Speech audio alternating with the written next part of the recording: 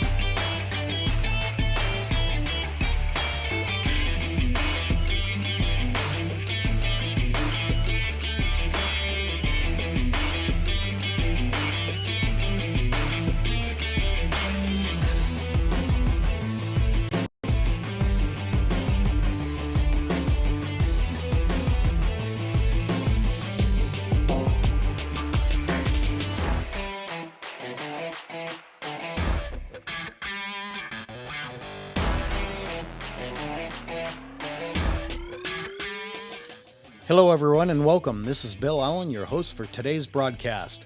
Loren is going to tell us a little about himself and how he is going to bring common sense to Washington. Before we begin, I want to share with you that the Culp campaign has taken our busy schedule exclusively online through social media. In these broadcasts each week, Loren will be focusing on unique issues facing different regions of the state.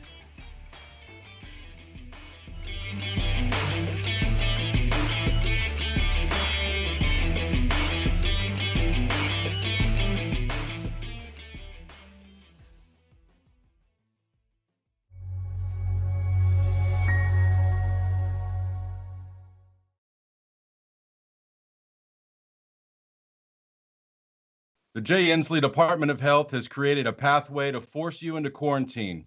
Our election system and how it works, and what exactly is a constitutional conservative Republican, and why should you vote for them? These subjects and more tonight on Loren Live. I'm your host, Christopher Gergen, and joining me, as always, is the insubordinate one, constitutional conservative Republican candidate for governor, Mr. Loren Culp. Loren, welcome tonight. How you doing, Chris? Hello, everybody that's watching. I'm coming to you from tonight. As you can tell behind me, not from the Culp cabin. I am at an undisclosed secret studio somewhere in Washington State. Super secret bunker. Exactly.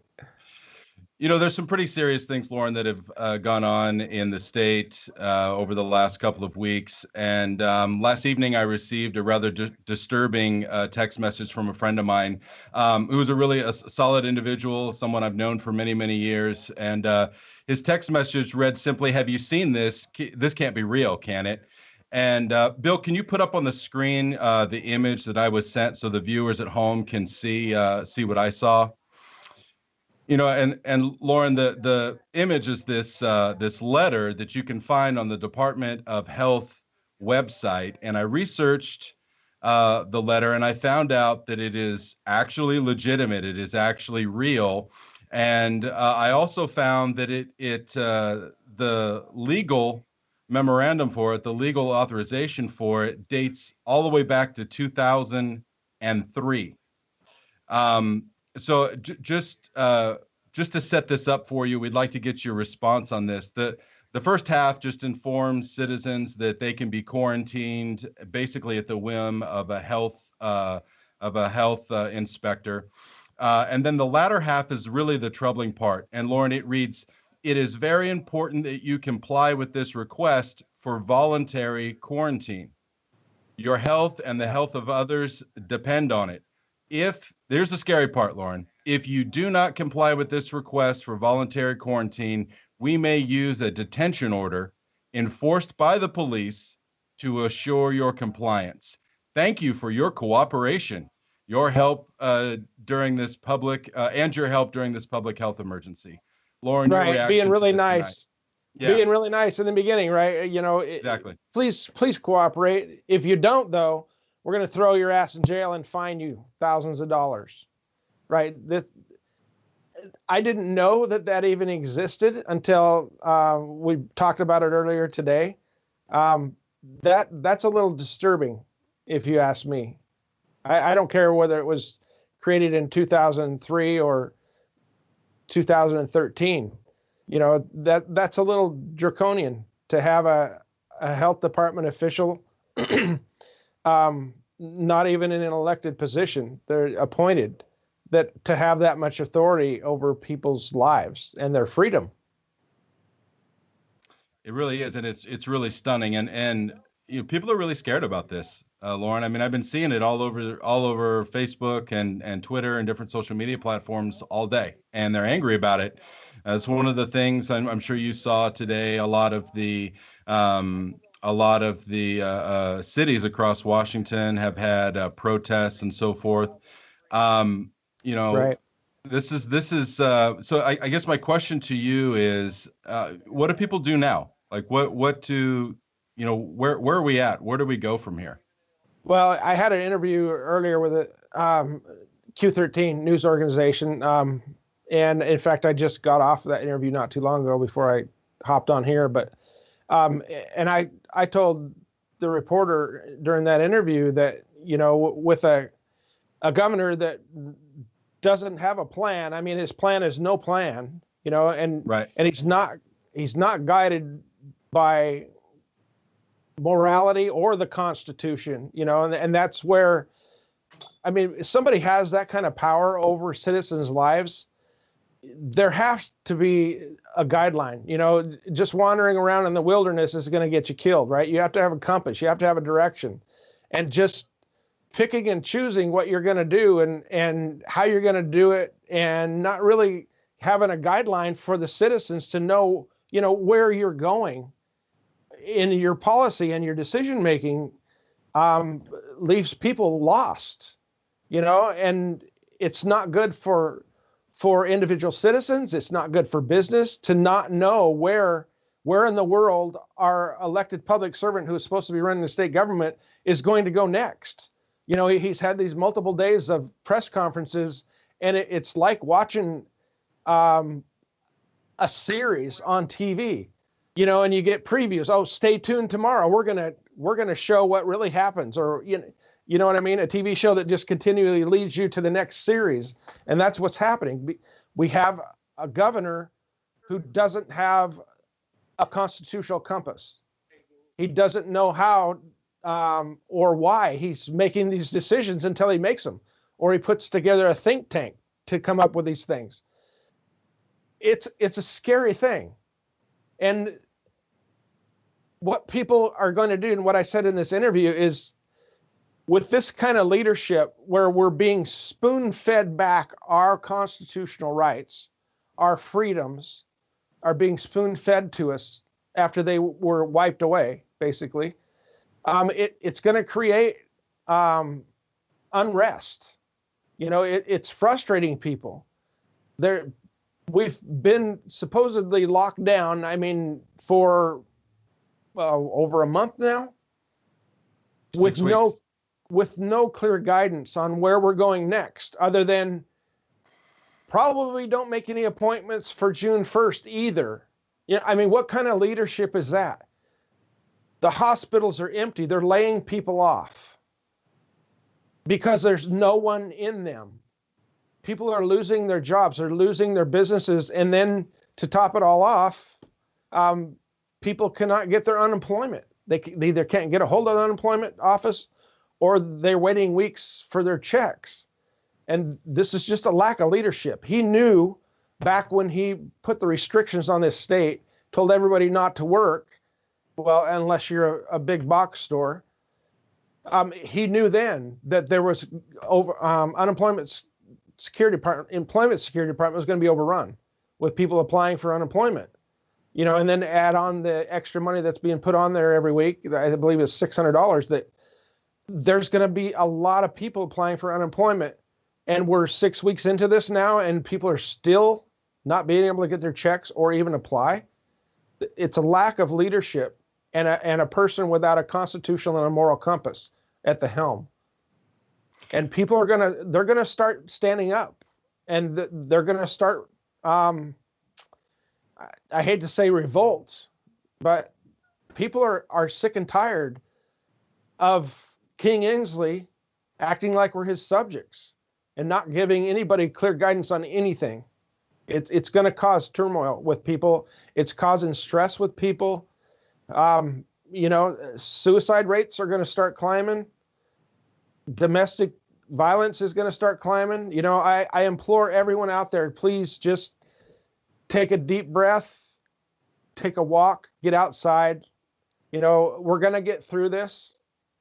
I'm very sorry that my fellow citizens in Washington State have to go through this, because it's absolutely horrible, Chris. It's pissing me off, but at the same time, I want everyone to know that this too shall pass. You know, we'll make it through this.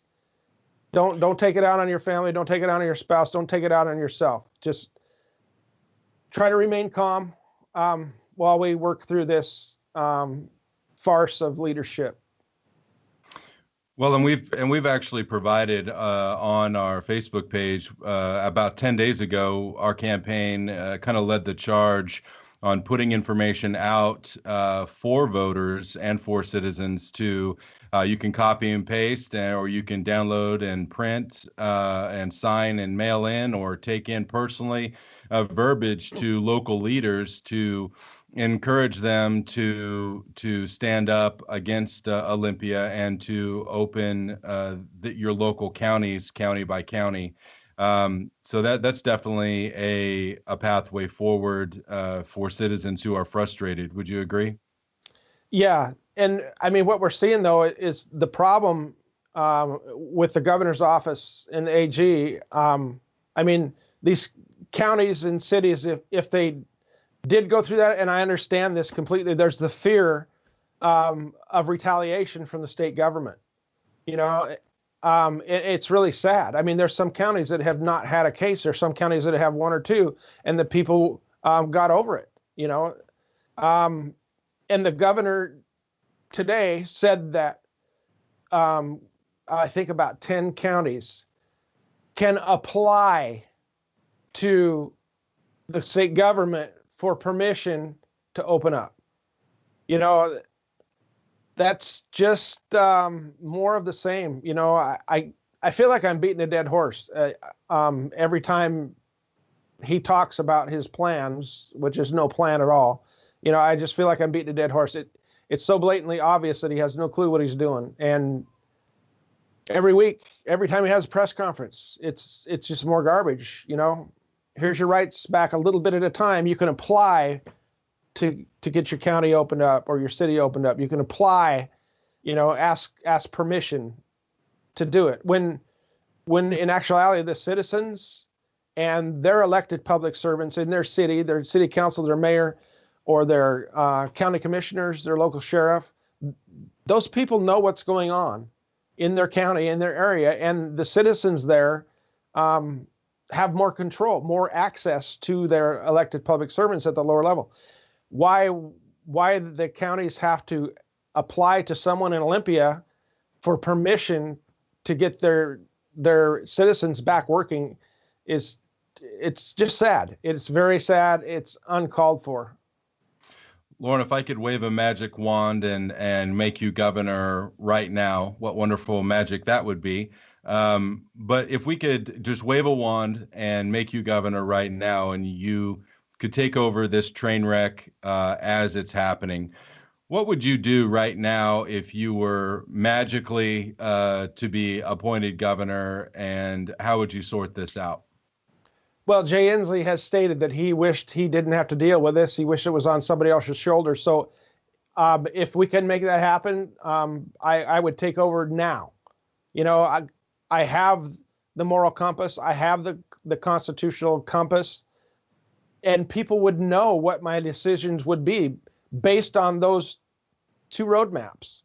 You know, there's not going to be any guessing, well, what's he going to say tomorrow? What's he going to do to us next week? How long is this going to go on? Because I would use the Constitution as the rule book for what the government can do. And when it says that you cannot restrict someone's right to peaceably assemble or their right to practice their religion, then that's what it means. It doesn't mean that you can't trample on their rights unless there's a virus or unless there's World War II. And then we can put Japanese Americans in concentration camps or internment camps. By the way, that was done by a Democratic president. Yes, it was. And the Supreme Court at the time upheld that. So just because an elected public servant says that it's right to do and a court upholds it doesn't make it morally just or morally right either. You know, it was overturned later, and the federal government ended up paying thousands of dollars to those people because it was wrong. And President Nixon and President Reagan made it as right as they could. So it's just a sad situation. But I think I got off track there a little bit. What was the original question? Original question is if you were to take the governor's office right now, oh, yeah. Okay. what would you do specifically? Yeah, it's been a long day. I got up at, I think, 3:30 this morning. Oh, stop complaining. So, yeah, I drove all the way across the state. I haven't even had lunch. I know there's dinner coming up here pretty quick, but yeah, so I'm a little slow. But if I took over as governor right now, I would make sure, and it's very clear right now, the citizens of the state know what's going on. They know what they need to do. Same thing we do, you know, every year when there's flu season. But I would free the citizens. I would take the government boot off their neck and let them get back to work. Let them open their businesses up. There's businesses that aren't going to make it. You know, it's sad. But I would, in the beginning, you know, if I was the governor and a crisis like this happened in the very beginning, I would use the compass of the Constitution to decide what the governor would do, what I would do. And I would have medical professionals at press conferences telling the citizens from a medical professional point of view what's going on, what this is, what they can do to prevent it, and what could happen if they don't.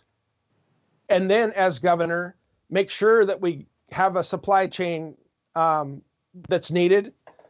Make sure that the medical facilities have the things that they need, do everything I can within this governor's power to get those things there.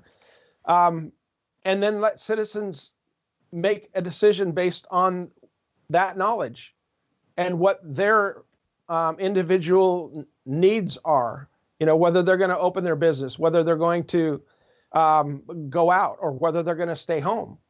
That's freedom of choice. And that's pretty much what the governor of South Dakota has done. She did not shut her state down. And the people have been at work the whole time. They have no more cases than anybody else, probably even less. But she understands individual freedom and liberty, and because there's a crisis doesn't mean that you trample on people's liberty. So that's what I would do in a nutshell. And it's not only South Dakota that did that, also Nebraska right below South Dakota, and also Utah is another one. There was a few states that they didn't shut their states down, and it's really interesting the vast difference in how governors have chosen to approach this scenario. But let's switch gears real quickly and go to a question that we get all the time. We get a lot of confusion about Washington State's election process. And there's been this fear, Loren, and you and I have discussed it, about facing Inslee and not having a third party play the spoiler. We all need to unite and so forth. Could you go? We're going to split the vote. Yeah, split the vote and so forth. So, Washington is unique in that it has a jungle primary system. Could you explain to the voters out there and just reassure them that, splitting the vote is not an issue, is not anything that they need to be worried about? Right. Yeah. I mean, it would be great if it was narrowed down. It would be a lot easier for everybody. But even if there was 20 candidates, it's going in the primary, which is August 4th. That's when it gets narrowed down to 2. And it's going to be the 2 people who get the most votes out of however many are running. Those 2 are going to go on to the general election, which is in November, first Tuesday in November. And that's where the next governor will be elected. But there's no chance of splitting the vote. There's not, a candidate can't jump in there and be a spoiler because after August, there's only 2. So we get the question also, is it one Republican and one Democrat? Can it be 2 Democrats? Can it be 2 Republicans? How does this work? Yeah, it's just the 2 top vote getters. It could be an independent and a Republican. It could be a Democrat and a Republican. It could be 2 Democrats. It could be 2 Republicans. Whoever the top 2 vote getters are in August, those are the 2 that go to the general in November. So in theory, now I'm just talking in theory, Jay Inslee could be voted out in August. Am I right? Yeah, in theory, yes. In theory, but right. What would I mean? If nobody voted for Jay Inslee and 2 other candidates end up with the most votes, then those 2 would go on, and Jay Inslee would be a lame duck until the other person is sworn in January. Right, but that's not really something that we think is necessarily going to happen. I think it would kind of be a miracle, but I mean, sure. Yeah, I don't know. I don't see something like that happen. No. It's not a campaign strategy, is what you're saying. No, not at all. No. I'm working hard to get through the primary and be the one that faces Jay Inslee. He's not going to know what hit him. He's not going to want to face someone who has a constitutional base and the guidelines of the Constitution, because there's what is there to argue? Either the Constitution allows the government to do something or it doesn't. That's the rule book, for the government. It's the Constitution is not restrictions on the citizens. The Constitution is the restrictions on government. And I don't think that Jay Inslee's even looked at it, because he is all over the place. He's trampled all over it and doesn't use it as a guide. So it's going to be really easy to point out the flaws. I mean, everybody knows. Obviously, he's polling like, I think negative 60%, maybe. I don't know. Yeah. I mean, he's got way less. I think it's around 40% approval of Democrats. Even that's horrible. Yeah. Yeah. He's definitely great. He's definitely running into an electability issue. Ladies and gentlemen, we're going to go to our Q&A session here in about 5 minutes. So please start putting in your questions into our live chat now. And if Loren, you haven't already, everybody, click the share button, please. Help me get the word out. Yes. Loren, we had a great April. You and I talked about that. It was a late night here at the campaign, monitoring numbers and so forth. In fact, it was a record-breaking April. We have a lot of momentum going into May. Can you share with the folks how they can get involved in the campaign and, get yard signs, support us financially, and help us continue this momentum into May and into June? Yeah, anybody that wants a yard sign, right in the chat box right now, you can type in hashtag yard sign, and our virtual assistant, Lucy, which, by the way, used to be, that was my grandma's name. Lucy will automatically send you a message if you type in hashtag yard sign, and then we'll get you taken care of. But people can check out my views on different subjects and my solutions on our website at culpforgovernor.com. You can also click the donate button there. Like Chris just said, this last month, April, was another record month for the campaign, as was the month before that and the month before that. The momentum is really coming on strong, and it's all because of our volunteers, and the support is tremendous. But our Facebook page, in case you're watching on YouTube, we also have a YouTube channel, but our Facebook page is Culp for Governor. So, and I'm on Twitter. If anybody's on Twitter, I'm on Twitter at Loren Culp. So those are ways to get a hold of us, and we need all the support we can get. I mean, we're going to be going up against a huge far left machine, which, by the way, has taken a hard left turn and left a lot of the middle of the road Democrats standing, looking around, wondering what in the hell happened to my party. And we're hearing from a lot of those people, emails and in person, are telling me that they are voting for a Republican for the first time in their life, and they're voting for me. And that's very encouraging. We welcome everyone who likes individual freedom and liberty, and that's what this campaign's all about. And the thing about it, the Constitution, it's colorblind, and it doesn't care where you come from, how much money you make, where you went to school, or anything like that. It's just consistent across all aspects of the country and citizens. It's equal opportunity for everybody. It's individual freedom and liberty. And people, even Democrats, like freedom and liberty. They don't like a government breathing down their neck and high taxes. So we're hearing from a lot of those people, and it's very encouraging. Loren, you're a self-described constitutional conservative Republican.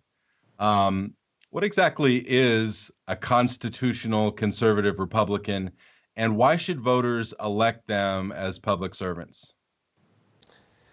Well, the Constitution, it has been the rule book for our government since our founding. That's what made this country so great. And if we can get our government back within the confines of the Constitution, the rule book, we can get it out of our everyday lives. We can experience the freedom that our founders intended us to have. We can run our businesses how we see fit. As long as we're not harming someone else or infringing on someone else's rights, then government should pretty much butt out. And the taxes, are just strangling families, property taxes, vehicle taxes, gas tax. It's an endless number. There isn't anything that this state hasn't wanted to tax for the last 35 years. But a constitutional conservative is just someone who believes in our founding documents. It's the best document ever created, and if you read the Declaration of Independence, it says that the role of government is to protect citizens' rights. That's why people created government, was to protect our rights. And that's just the founding principle of our state as well. It's Article 1, Section 1 says pretty much the same thing, that our state government was founded to protect citizens' rights. Live your life, pursue your dream, your happiness. Don't infringe on anyone else's rights, and have a government that's not all intrusive, that's not involved in every aspect of your daily life. And that's what I stand for. And that resonates with people all across the political spectrum. Something you've talked a lot about, not only on these live shows that we're doing, but also when we were still on the ground doing meet and greets, live meet and greets. And you've talked a lot about your 3 tests and your 3 constitutional tests. What could you share with the voters before we get into, the viewers, before we get into the Q&A session, what those 3 tests are? Yeah, when I'm governor, any bill that comes across my desk for a signature will have to pass 3 tests. And number 1 is it constitutional? Just like I explained, the Constitution is a rule book for the government. And if it's not allowed by the Constitution, then I will not sign it. And number 2, will it help the citizens of Washington State? Our government works for us. We don't work for the government. So is it good for the citizens? Not special interests, not my buddies, not legislature's buddies, nothing. Is it good for the citizens? And number 3, can we afford it without any new taxes? And if it doesn't pass any of those 3, I will veto that bill. And that is something that's unique to your campaign specifically. I haven't heard any of your opponents say how they would evaluate bills. Do you? Have you heard anything like that? No, I have not. And that's the certainty that businesses and citizens will know when I'm governor. They won't have a governor who's got his finger on a switch to turn on and off the economy, or to open or close businesses, or open or close school. It's going to be based on constitutional principles, and the Constitution will be the guide for decisions that I make. And so citizens will know whether I'm going to do A or B. Is it constitutional or is it not? Exactly. Okay, so let's get into the Q&A question. One of the first questions I saw that popped up here was about, and this is a concern of a lot of people because of just how the federal government works, and I'm sure you'll recognize this when you hear the question. So how do you feel, are we taking any special interest money here in this campaign? And yes, where has... we are taking in a lot of special interest money. Every citizen that donates to my campaign is a special interest of me. So yeah, in that regard, yes, we are taking all special interest money from the citizens. But no, there's no large special interest groups donating to this campaign, period. Has your campaign actually sought special interest money, large groups, special interest money? No, all of our donations are from citizens. And I believe our average donation is about $73, somewhere in that vicinity. $77. It went up. It's $77. Oh, well, there you go. Yeah. Yep. Small individual donors, that's what's fueling this campaign. Absolutely. And if memory serves, we have about twice as many individual donors. I think I'm correct in that, aren't I? About twice as many individual donors as our Yep. closest competitor. Yes. Yep. Twice as many individual donors. Each donation equals a vote, right? So, Absolutely. and I mean, we're killing it on social media as well. I think I haven't looked at the numbers today, but we're getting awful close to 20,000 followers on our Facebook page, which is at least double, I think over double the amount of our next competitor on the Republican side. It's because it's not because of me. It's not because of you. It's because of the message and what I stand for and what I will do as governor that is resonating with people, and they're spreading my message all over the place. There's, I think last count, I think we talked about this the other night. There's like over 7,000 yard signs out right now. Yeah, over 7,000. And we're not buying them and giving them away. People are paying for the yard signs when they get them. And to have that many yard signs all over the state is incredible, but that just goes back to the citizens, the people, the volunteers of this campaign, which fuels this, and everybody spreading the word. I'm very thankful. I don't know what to say. It's just awesome. It is, absolutely. So, Loren, how do you feel about taxes? This is a question. There's a lot of people asking about taxes, property taxes, state income taxes, business taxes. It seems like you can't turn around in Washington State without new taxes. So, right. The Democrats could very well use this crisis, because they never let one go to waste, to try to push in a state income tax. How do you feel about the state income tax and high property taxes and gas taxes, et cetera, et cetera? The lower the taxes, the better. This state has a taxing problem. Everybody that lives here knows that. Property taxes have been skyrocketing.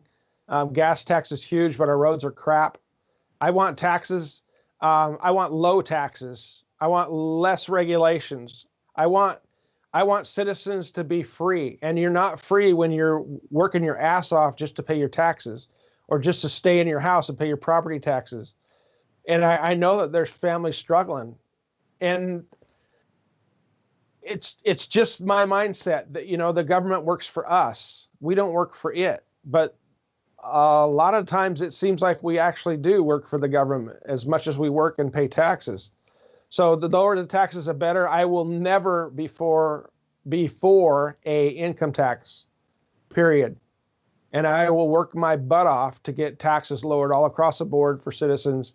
And that's by making our state government more efficient. Michael Terrell has a question. It says, Inslee avoided the question concerning what will happen if counties and businesses do not comply with his unconstitutional orders. What can they do if we all stand up at one time and open up Washington? There's not a whole heck of a lot they're going to do. And he didn't know the answer to that question because he doesn't know a lot of things. So he probably had to go talk to Bobby Ferguson about that one. That's right. Would you be opposed to the construction of a dam of any form on the Chehalis River? Would I be for putting a dam on the Chehalis River? Would you be opposed to it? I don't know the particulars of that. I don't know if one's proposed, but I'm not against dams at all. If they help the community and the citizens want it, I have no problem with dams. I mean, it's the cleanest, one of the cleanest forms of energy that we have, and it creates water for irrigation, for recreation, and for drinking. So I'm not opposed to dams, no. Jen Olson has a question. And this is specific. Typically, we don't really do this here, but I think that this is a fair question. What differentiates you from your opponent, Joshua Freed?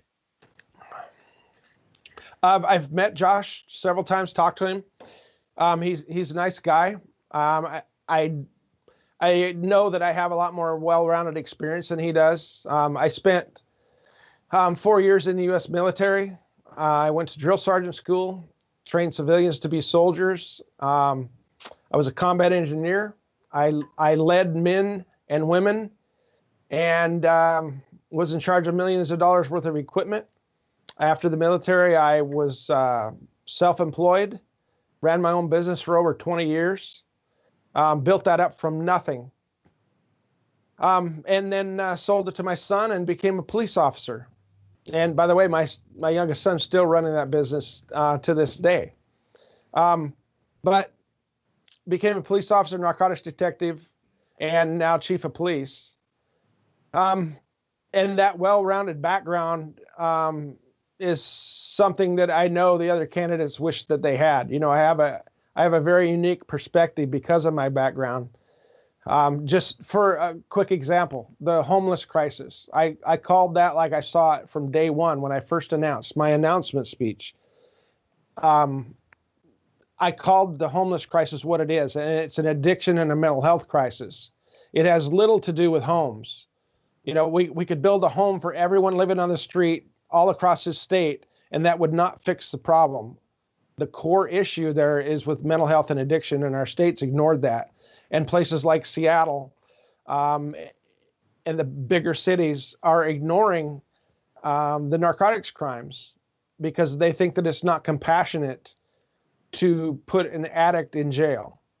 But I know from experience that addicts aren't going to quit on their own. They need a boot in the butt. They need tough love. And that's getting them arrested, put in jail, and they go before a judge and they get the choice of treatment or prison or jail, depending on the severity of their crime.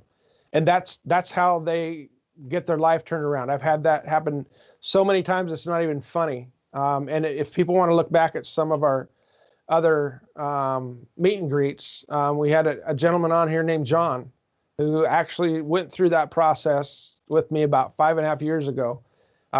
He was stuck in the cycle of addiction. And that's what's happening when they allow these people to live on the street and do heroin and meth. They're just stuck in a cycle of addiction. But John, he got a little bit of tough love, and he went through treatment, and it woke him up. You know, he needed to get his life back together. His kids were taken away from him. He lost his freedom, but he fought through it, and he got his kids back. He got a job. He got married, and he bought his first home not too long ago, and he's a productive member of our community.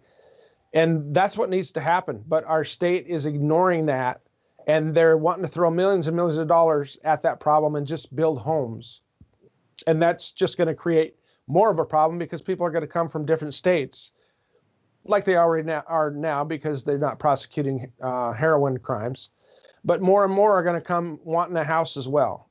So we need to address the core issue there. But I mean, that's just one example of my well-rounded background, being able to see what the real problem is and figure it out. You know, my competitors wanted to do the same thing Jay Inslee did and build houses and build houses and build houses. I think another big difference regarding the Second Amendment, that's really Second Amendment puts you on the radar, on everybody's radar. And right. What was Josh's solution? I'm sorry, Mr. Freed. We like him here, but what was Mr. Freed's solution to gun rights and so forth, as opposed to yours? Well, I saw what he proposed is getting a council or a group together to see about protecting citizens' rights for the Second Amendment or for Article 1, Section 24. And I don't need a council. I don't need a group, think tank. I mean, that's Jay Inslee's way, but not mine. I mean, you just look at the Constitution. Article 1, Section 24 of the Washington State Constitution is very explicit, very clear when it says that the right of the individual citizen to bear arms in defense of himself or the state shall not be impaired. That's it, period. End of subject. So, but yeah, that's what got me on the national news, because I stood up for citizens' rights back in 2018. I hadn't even thought about running for office. You know, I've never had anything to gain. I wasn't looking for a vote. I wasn't looking for a campaign donation. I just stood up for citizens' rights. And And that got me on the national news on Tucker Carlson and Fox and Friends. And that led me to writing a book, which became a #1 bestseller. And then as I was touring around the state to sportsman shows and Republican Lincoln Day dinners, speaking and talking about our citizens' rights and the Constitution, that's what led people to start asking me if I would please run for governor. And throughout the summer, as the voices of people asking me that got louder, I took it seriously and talked to my wife of 43 years, by the way. Oh, congratulations. But I've got 2 grown sons and 7 grandkids that live in this state. And at 59 years old, talking to Barb, my wife, if I don't take the bull by the horns and stand up for citizens' rights, I'm going to regret it for the rest of my life, because my grandkids live here.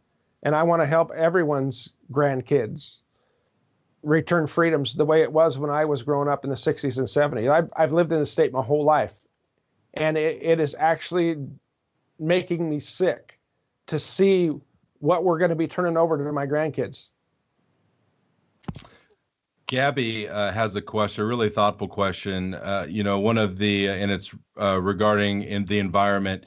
One of the positives that we've seen with this stay-at-home order is that the air is cleaner because there's not a lot of traffic, right? So how do you feel about reducing greenhouse gases and global warming? What's your position on that? And also cap and trade and these sorts of things. Yeah, cap and trade is just a taxation scheme. I mean, what we need to do is worry about our own backyard. We're not going to make China do anything different. We're not going to make any other country do anything different.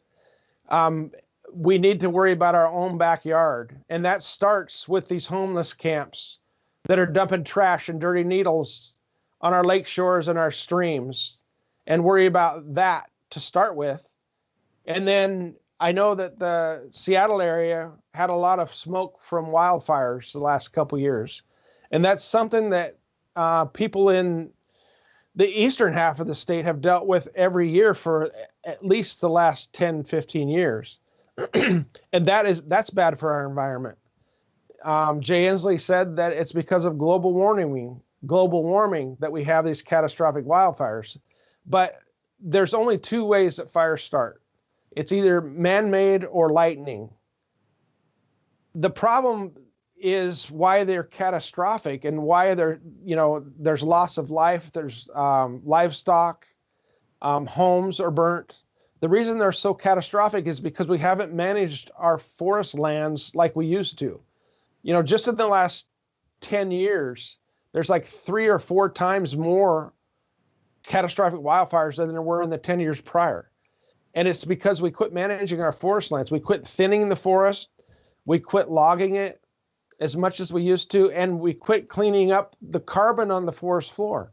So when a fire does start, they burn hotter and the trees are closer together. There's more dead and diseased and dying trees. And so they burn hotter and they burn faster. And then you add to that the state and federal government for so long was closing off road access to our public lands. The land belongs to the people. So they were closing down road access. First they dig a ditch across the front of the road, and then they put up gates, and then they'd bring in equipment and take the road completely out. So when a fire starts, the firefighters don't have access to get back in there to fight it. So that has added to a lot of our environmental problems. And we need to get back to where we are actually managing our forest lands. When's the last time you ever heard of a catastrophic wildfire on timber company land? Right? It doesn't happen because they manage their forests, and we need to get back to that. So those are my thoughts on environment. Okay. I guess I could add one more thing in there. Sure. Jump on it. I can't see a clock, so I think we got time. Yeah. Speaking of the environment, is the orcas. That the orcas are in the news a lot. Not enough salmon to feed the orcas. We need more salmon. Well, we need more salmon for that. Don't get me wrong. I love the orcas. They're a beautiful animal. We need more salmon for them, but we also need more salmon for the citizens of the state. for the tribes, for commercial fishermen, for sport fishermen. And we're going to do that by helping the environment, by having hatcheries, fish hatcheries, putting out more fish, by cleaning up the silt in our spawning beds on the rivers, and by thinning out the predators that are killing the salmon runs as well. So those are 3 more things that we can do to help the environment. So let's take a couple more questions. We've got about 5 more minutes here. All right. What are your thoughts on the 1,500 COVID-19 contact tracers? I think that it's definitely overkill, and we're going to be getting into some constitutional rights issues. The government cannot track you legally without your permission or a warrant. So that's where I stand on that. Okay. You actually answered that. We've got a virus that has killed less than 1%, which is horrible. 1 death is horrible. But every year we have the flu that kills tens of thousands of people. And we don't overreact on that. We don't hire 1,500 people, including 500 from the National Guard, to go around this state and track people. That's ridiculous. But that's Jay Inslee. He doesn't have a constitutional moral compass, period. Janelle Lynn has a question. What is your position on the soft dealing with criminals released to keep them safe? Well, we're told to stay home so we don't catch the coronavirus. And then we're told that prisoners need to be let out of their home so they don't catch the coronavirus. And their home being prison. People are in state penitentiaries because they committed something very bad. They're criminals, and they need to do their time. So the court told the state that it needed to have a plan in place. Well, Jay Inslee took that as a reason to turn prisoners out on the street into our communities. That's not a plan. There again, he has a plan with no plan. Prisoners need to be in jail or prison. So let's end on this last question. We've actually had several questions tonight about unions and how you feel about the unions. Would you be willing to talk just a little bit, share your thoughts on the unions? Yeah, I used to be a member of the union. It's been years ago. Right after I got out of the military, I was working in refineries up in Anacortes. I believe it was the International Pipe Fitters Union. It's been a long time ago.